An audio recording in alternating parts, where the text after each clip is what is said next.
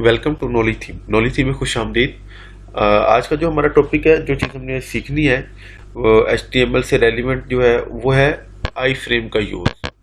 कि हम अपना HTML का अगर एक पेज बनाते हैं, डिज़ाइन कर रहे हैं, तो उसके इनसाइड किसी स्मॉल बॉक्स की साइज में हम क्या कोई और भी पेज इसके साथ लिंक वगैरह कर सकते हैं? जी बिल्कुल। हम अपने ही वेब पेज के अंदर इनसाइड वेब पेज के साथ किसी एक स्मॉल एरिया के अगेंस्ट एक डिफरेंट किसी और पेज को भी लिंक कर सकते हैं, ताकि वहाँ पे उसकी रिप्रेजेंटेशन भी की जा सके। तो इसके लिए जो टैग इस्तेमाल किया जाता है वो आई फ्रेम का टैग इस्तेमाल किया जाता है, और इस आई फ्रेम के जो टैग है इसको से बेसिकली हम इनलाइन फ्रेम कहते हैं। कि इसको इनलाइन भी हम इस्तेमाल करते हैं कोड के इनसाइड ही, तो इसलिए हम इसको इनलाइन फ्रेम भी कहते हैं। और इसकी जो यूटिलाइजेशन है बेसिकली कि हम अपने पहले से मौजूद पेज, जो हमारा पेज बना हुआ है, उसके कोड के इनसाइड इसका एक कोड ऐड कर लेते हैं, ताकि वो एक स्पेसिफिक एरिया, ठीक है, वो स्पेसिफिक डॉक्यूमेंट वगैरह या उस पेज को रिप्रेजेंट कर सके। तो इसका इस्तेमाल अगर हम करना चाहें तो अब हम यहाँ पे इसका जो लाइन नंबर 23 है, यहाँ पे इसका स्टार्ट करते हैं, बल्कि हम इसको हेडिंग्स को टॉप पे ले जाते हैं और इन हेडिंग्स के बाद इसको यूटिलाइज कर लेते हैं लाइन नंबर 25 पे। अब इसका जो टैग हमने इस्तेमाल करना है वो उसका टैग है आई फ्रेम का, आई फ्रेम टैग, ठीक है। स्टार्ट किया, उसकी स्टार्टिंग और एंडिंग डिफाइन कर दी इसने।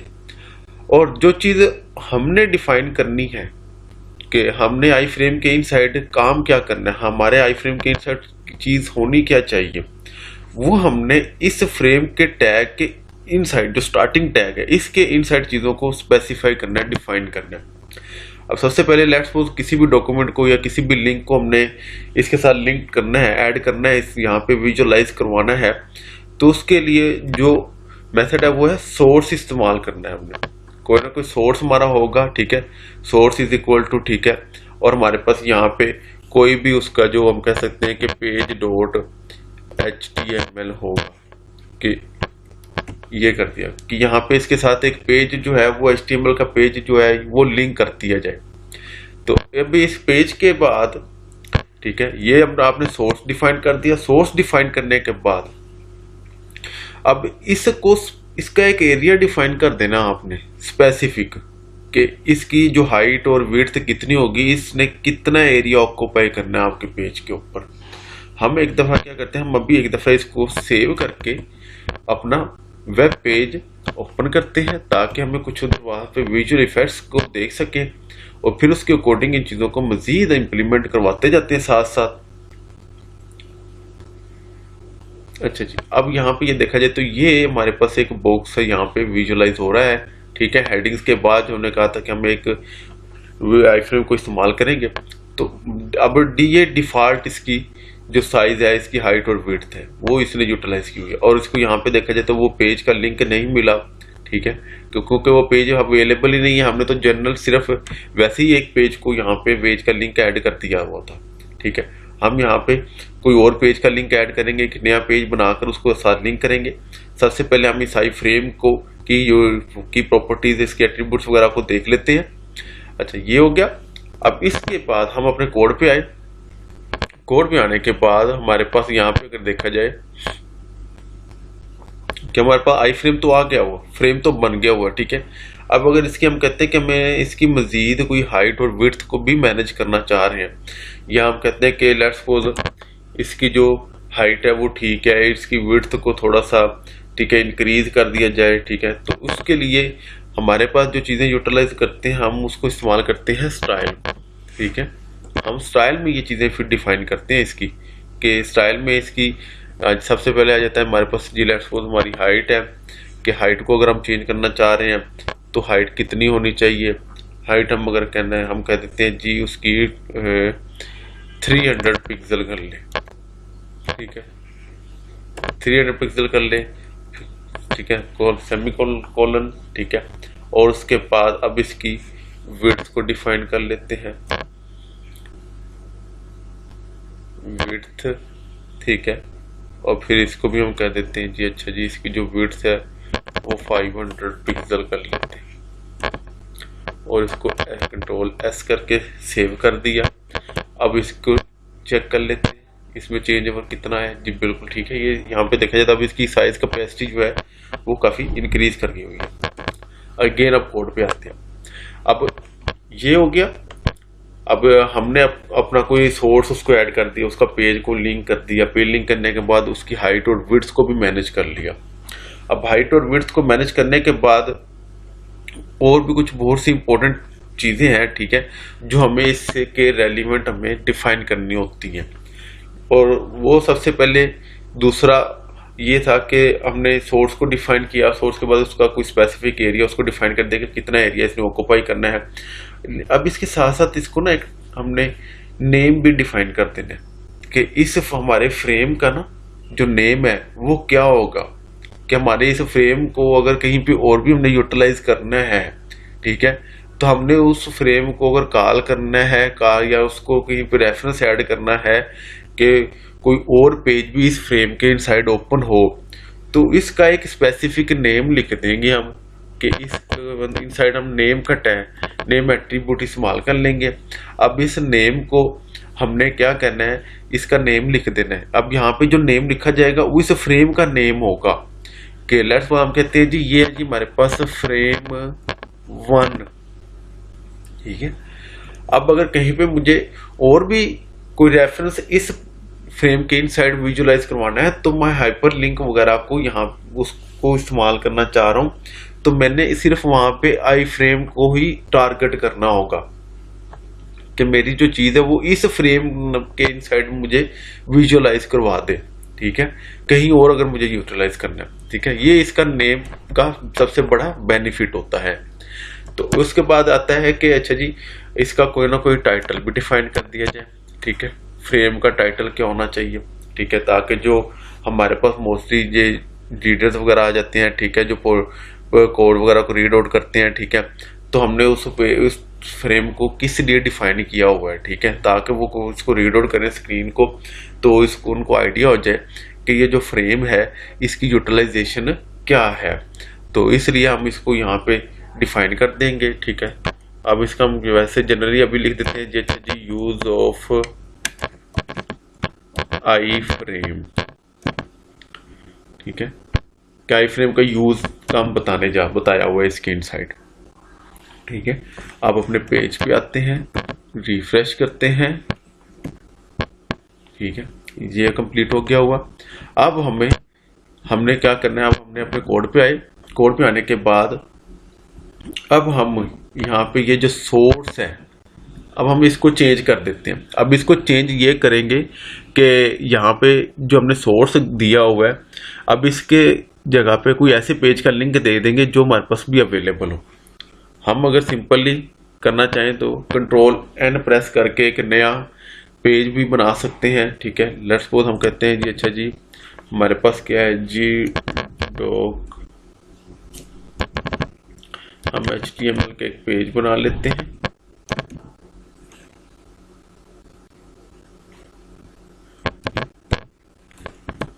ठीक है। अब इस पेज को कंट्रोल एस करके सेव भी करवा देते हैं। अब इस पेज को हम कह देते हैं यहाँ पे जी टेस्ट पेज, ठीक है, कि हमने जिसको आई फ्रेम के इनसाइड चेक करना है। अब ये टेस्ट पेज का नाम है और इसकी जो एक्सटेंशन है, ठीक है, वो इसकी जो कैटेगरी है वो HTML ही है। सेव करवा दिया, ठीक है।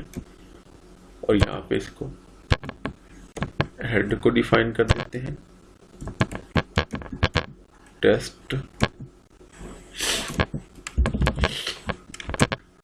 इसका आ जाएगा यहाँ पे टाइटल,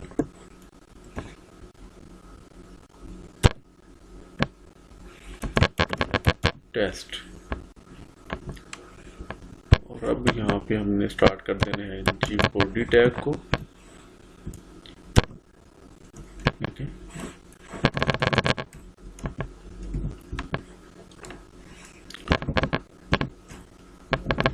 और यहाँ पे हम हेडिंग 3 को इस्तेमाल कर लेते हैं, यूज ऑफ आई फ्रेम। अब इसी हेडिंग 3 को हम कॉपी करके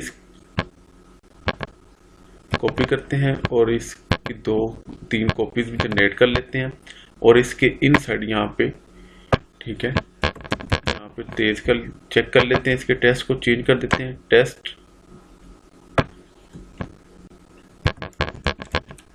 verify use of iframe, control S कर दिया तो हमारे पास ये आउटपुट आ रही है। अब हमने इस पेज को इस आई फ्रेम के इनसाइड लिंक करना है। अब हम अपने इस पेज को क्लोज कर देते हैं और यहाँ पे जो सोर्स गिवन था हमारे पास page.html हमने लिखा था, अब यहाँ पे हमने इसको चेंज कर देना है। हम इसको कर देते हैं जी टेस्ट page.html, ये जो आ रहा है हमारे पास अब, ठीक है। इसको इस्तेमाल किया, कंट्रोल एस किया, अपने वेब पेज पे आए और इसको रिफ्रेश कर लेते हैं, ठीक है। अब जैसे इसको रिफ्रेश किया तो अब इसके इनसाइड वो पेज लोड हो चुका हुआ है, उस स्पेसिफिक पेज जो हमने इसके इनसाइड जो लिंक किया हुआ था, ठीक है। तो इस तरह से हम डिफरेंट पेजेस वगैरह को इसके साथ लिंक कर सकते हैं जी।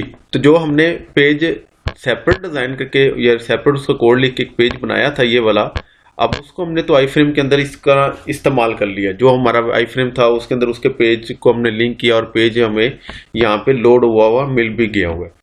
लेकिन अब नेक्स्ट हमारा जो टारगेट है, जो नेक्स्ट हमारी चीज़ है सीखनी है, जो हमने लर्न करनी है, वो ये था कि हमने यहाँ पे ये जो इसको नेम डिफाइन किया था, फ्रेम का नाम लगाया था, लिखा था, अब इस फ्रेम नेम को कहाँ पे इस्तेमाल करना है। अब फ्रेम नेम को इस्तेमाल करना है, कहाँ पे इस्तेमाल करना है, किस तरह इसको टारगेट करना है या किस तरह इसको कॉल करके इस फ्रेम के इनसाइड कोई और हमने लिंक भी अगर विजुअलाइज करवाना है तो हम किस तरह करवा सकते हैं। अब उसके लिए हमारे पास ये है कि हमारे पास यहाँ पे ये जो हेडिंग 3 लिखी हुई है, हम इस हेडिंग 3 के टैग के साथ एक हाइपरलिंक जनरेट कर लेते हैं। हाइपरलिंक के लिए जो टैग इस्तेमाल किया था वो ए का टैग इस्तेमाल करते हैं हम, ठीक है। और अब इस टैग की जो क्लोजिंग है इन कीवर्ड्स के लास्ट में कर देते हैं, ठीक है। तो अब इस हाइपरलिंक टैग के इनसाइड यहाँ पे हमने चीज़ों को अब डिफाइन करना है। जैसे कि हमारे पास हाइपरलिंक के लिए जो चीज़ इस्तेमाल की जाती है, जो एट्रीब्यूट इसके हाइपरलिंक के इनसाइड लिखे जाते हैं, वो हमारे पास है जी, अच्छा जी, href, ठीक है। रेफरेंस उसका डिफाइन किया जाए, ठीक है। अब रेफरेंस डिफाइन करना है तो यहाँ पे हमें एक चीज़ का खास ख्याल रखना होगा कि हम नॉर्मली जो रेफरेंस वगैरह, जो लिंक्स वगैरह कॉपी करके एज इट इज़ इस्तेमाल कर लेते हैं, लेकिन अब हमें काम क्या करना है, हम करने क्या जा रहे हैं, हम असल में बेसिकली करने ये जा रहे हैं कि इस स्पेसिफिक बॉक्स के इनसाइड चीज़ों को ऐड करना है, इम्बेड करना है, यूटिलाइज करना है।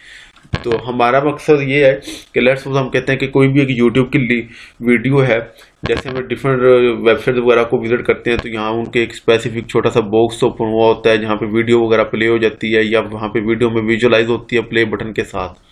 तो हम भी यहाँ पे चाहते हैं कि हमें भी वो एक यहाँ पे वीडियो को विजुअलाइज हो और या हम उसके ऊपर क्लिक करें तो वो वीडियो वहाँ पे प्ले भी हो जाए और इसी बॉक्स के इनसाइड वो चीज़ हमें विजुअलाइज होनी चाहिए, नजर आनी चाहिए, बजाय इसके कोई एक सेपरेट नया टैग ओपन हो जाए, ठीक है। तो अब हम क्या करेंगे, अब हम यहाँ पे इसका हाइपरलिंक का एक रेफरेंस जो है, ठीक है, वो ऐड करेंगे। अब उसके लिए हम क्या करते हैं, हम उस स्पेसिफिक एक पॉइंट को ओपन कर लेते हैं। लेट्स सपोज हम कहते हैं जी यूट्यूब के ऊपर कोई वीडियो पड़ी हुई है, यूट्यूब ये चैनल है, चैनल पे जाते हैं हम अपने, और चैनल पे जाने के बाद हम यहाँ पे एक वीडियो को ओपन करके उसका लिंक को कॉपी कर लेते हैं और लिंक को कॉपी करने के बाद यहाँ लेट्स सपोज ये फर्स्ट वीडियो जो आ रही है हमारे पास, इसको ओपन किया और इसको सेलेक्ट, इसके जो लिंक है, लिंक बार में जो लिंक आ रहा है इसको कॉपी किया, इसको स्टॉप कर देते हैं और अपने कोड पे आ जाते हैं। कोड पे आने के बाद अब हमने क्या करना है, यहाँ पे इसको पेस्ट कर देना है। लेकिन अब हमने यहाँ पे इसको पेस्ट कर दिया, तो पेस्ट करने के बाद इस चीज़ की फंक्शनैलिटी जो है ना वो एज इट इज़ नहीं होगी कि जैसी हमारी डिजायर्ड है कि ये वीडियो वहाँ पे प्ले हो। मैं इसका भी आपको एरर भी दिखा देता हूँ, चेक करवा देता हूँ। कंट्रोल एस किया, इसको वेब पेज पे आते हैं, वेब पेज को रिफ्रेश किया, फर्स्ट पेज जो उसको लिंक किया हुआ वो लोड हुआ। देन उसके बाद हमने इस वाले को हाइपरलिंक करना है इसके साथ, ठीक है। वो हमने कोड को तो लिख दिया हुआ, लेकिन अब हमने हाइपरलिंक भी लगा दिया हुआ। अब इसको हम यहाँ पे हम कर देंगे टारगेट, ठीक है, टारगेट। अब टारगेट कहाँ पे करना है? इस फ्रेम के इनसाइड। तो इस फ्रेम को किस तरह से हमने इस्तेमाल करना है? फ्रेम का ये नेम इस्तेमाल करेंगे, हम इसको कहेंगे जी फ्रेम 1 के ये लिंक ओपन हो फ्रेम 1 के इनसाइड, ना कि जब हम इसके ऊपर क्लिक करें तो एक नया पेज लोड हो। हम आते हैं इधर आई फ्रेम अपने वेब पेज पे, रिफ्रेश किया, अब यहाँ पे इसके ऊपर क्लिक कर देते हैं। अब जैसे इसके ऊपर क्लिक किया तो ये यूट्यूब ने इसको चलाने से रिफ्यूज कर दिया हुआ है, ठीक है। अब उसकी रीज़न क्या थी? उसकी रीज़न ये थी कि हम असल जिस लिंक को इस्तेमाल कर रहे हैं वो एक फुल फ्लैज पूरा वेबसाइट का पूरा पेज एक आ रहा है, ठीक है। हमें इसमें बेसिकली क्या करना है, हमें अपने पेज के ऊपर एक स्पेसिफिक वीडियो प्ले करनी है। अब वो यूट्यूब के ऊपर देखा जाए तो यहाँ पे जो लिंक आ रहा है, अच्छा यूट्यूब है, ठीक है, वॉच, ठीक है, वीडियो, और उसकी आईडी आ रही है। हमने यहाँ पे थोड़ी सी चेंज ये करनी है कि यहाँ पे इस चीज़ को थोड़ा सा रिमूव कर देना है, ठीक है। और यहाँ पे हमने एक वर्ड इस्तेमाल कर लेते हैं एम्बेड का, एम्बेड करना है, फॉरवर्ड स्लैश ऐड करनी है, और उसके बाद सिर्फ यूट्यूब की वो जो वीडियो है उसकी आईडी सिर्फ रहने देनी है और कंट्रोल एस कर देना। अब हम अगेन अपने वेब पेज पे आते हैं, वेब पेज को रिफ्रेश किया, पहले फर्स्ट हैंड के ऊपर वो पेज लोड होगा जो हमने लिंक किया हुआ है। देन उसके बाद हमने इस कीवर्ड के ऊपर हाइपरलिंक लगाया था और उसको टारगेट करवाया हुआ है कि वो चीज़ यहाँ पे इस फ्रेम के इनसाइड विजुअलाइज होनी चाहिए। अब हम इसके ऊपर क्लिक करते हैं तो अब यहाँ पे देखा जाए तो वो वीडियो यहाँ पे विजुअलाइज हो रही है, ठीक है।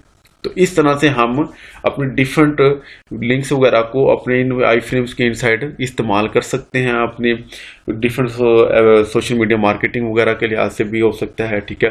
तो जैसे कि हमने इसको लिंक को इस्तेमाल किया तो इस तरह से ये चीज़ें हमारे लिए ज़्यादा हेल्पफुल होती हैं। हम डिफरेंट रेफरेंसेस वगैरह को यहाँ पे शो करवा सकते हैं, ठीक है, बजाय इसके कि नई टैब ओपन करें, नए लिंक्स ओपन करें, तो वो यूज़र क्लिक करे और यहीं पे उन चीज़ों को विजुअलाइज भी कर सके। जी, तो हमने हाइपर लिंक के ऊपर क्लिक किया और क्लिक करने के बाद यहाँ पे हमारे पास ये वीडियो यहाँ पे लोड हो चुकी हुई है। अब यहाँ पे क्वेश्चन और जनरेट हो जाता है कि क्या हमने ये जो चीज़ यहाँ पे हाइपर लिंक की कि हम टेक्स्ट के ऊपर क्लिक करें और वीडियो आई फ्रेम के इनसाइड लोड हो, इस तरह हम यूज़र की रिक्वायरमेंट के मुताबिक यहाँ पे उसको डिफरेंट ऑप्शन दे सकते हैं कि वो इनके ऊपर क्लिक करके अपनी स्पेसिफिक रिक्वायरमेंट या अपनी वो इन्फॉर्मेशन इस आई फ्रेम के अंदर देख सकता है। तो जैसे हम पेज को रिफ्रेश करते हैं तो हमारे पास डिफ़ॉल्ट पे वो जो हमारा HTML वाला पेज था वो लोड हो रहा है, ठीक है। तो क्या ऐसा हो सकता है कि हमारे पास ये जो वीडियो का हमने लिंक लगाया है वो ही इसमें ओपन हो जाए, कि हम जैसे पेज को रिफ्रेश करें तो वो वीडियो ही यहाँ पे लोड हो जाए? जी बिल्कुल हो सकता है। अब उसके लिए हमें सिर्फ और सिर्फ एक चीज़ चेंज करनी है, जो लिंक हमने हाइपर रेफरेंस यहाँ पे ऐड किया हुआ था, ठीक है, इस लिंक को यहाँ से कॉपी करना है। इस लिंक को कॉपी करके आपने इस सोर्स की जगह पे रिप्लेस कर देना है इसको। ये हमने रिप्लेस किया, कंट्रोल एस किया और इस चीज को यहां से रिमूव कर देते हैं ताकि ये इफेक्ट ना आए, विजुअल इफेक्ट्स ये ना आए कि ये चीज यहां से लोड हो रही है। और इसको कंट्रोल एस कर दिया, कंट्रोल एस किया, अपने वेब पेज पे आए, वेब पेज को रिफ्रेश करते हैं, ठीक है। और जैसे ही वेब पेज को रिफ्रेश किया तो यहाँ पे ये पेज जो हमने लिंक किया था वीडियो को आई फ्रेम के इनसाइड, वो वीडियो अब यहाँ पे विजुअलाइज हो रही है। अब ये जो नॉलेज थी हाइपरलिंक बना हुआ था, इसका लिंक हमने रिमूव कर दिया था, अब ये सिंपल टेक्स्ट हमें विजुअलाइज हो रहा है। तो इस तरह हम अपने आई फ्रेम के इनसाइड डिफरेंट वीडियोज वगैरह को, अपनी डिफरेंट वीडियोज वगैरह को यहाँ पे हाइपरलिंक के थ्रू इस्तेमाल कर सकते हैं, सोर्स के थ्रू भी इस्तेमाल कर सकते हैं, ठीक है। दोनों मेथड्स हैं। हम हाइपरलिंक के थ्रू अगर इस्तेमाल करना चाह रहे हैं तो वो भी कर सकते हैं, या आई फ्रेम के इनसाइड इसको इम्बेड करना चाह रहे हैं डायरेक्टली, कि जैसे पेज लोड हो तो हमारे पास इस आई फ्रेम के इनसाइड ये स्पेसिफिक वीडियो विजुअलाइज होनी चाहिए। बहुत से ऐसे चैनल्स हैं, ठीक है, या बहुत से ऐसे पेजेस वगैरह हैं, ठीक है, उनको हम सर्च करते हैं तो उनके साथ हेल्पिंग मटीरियल जो उनके होते हैं वो भी साथ इस तरह हमें विजुअलाइज हो रहे होते हैं। उनके रेफरेंसेस वगैरह गिवन होते हैं, उनके डिटेल्स गिवन होती हैं, साथ उसके साथ ये ट्यूटोरियल वगैरह भी ऐड ऑन होते हैं। तो होप्स हो कि आपको अच्छे से आई फ्रेम की अंडरस्टैंडिंग होगी कि आई फ्रेम को हम किस तरह से इस्तेमाल कर सकते हैं। अगर सिंपल उसको पेज के साथ लिंक करना चाह रहे हैं वो किस तरह से कर सकते हैं, डिफरेंट किसी वीडियो को लिंक करना चाहते हैं तो वो किस तरह किया जा सकता है, या हाइपर लिंक के थ्रू अगर इसको इस्तेमाल करने जा रहे हैं तो वो किस तरह से कर सकते हैं, और इसका नेम जो है वो किस पर्पज के लिए इस्तेमाल किया जाता है, ठीक है। इसको किस तरह से हमने फिर कॉल करना होता है, टारगेट करना होता है, ठीक है। हमने ये बेसिक काफ़ी चीज़ें लर्न की। होप्स हो कि आपको अच्छे से अंडरस्टैंडिंग हुई होगी इसकी।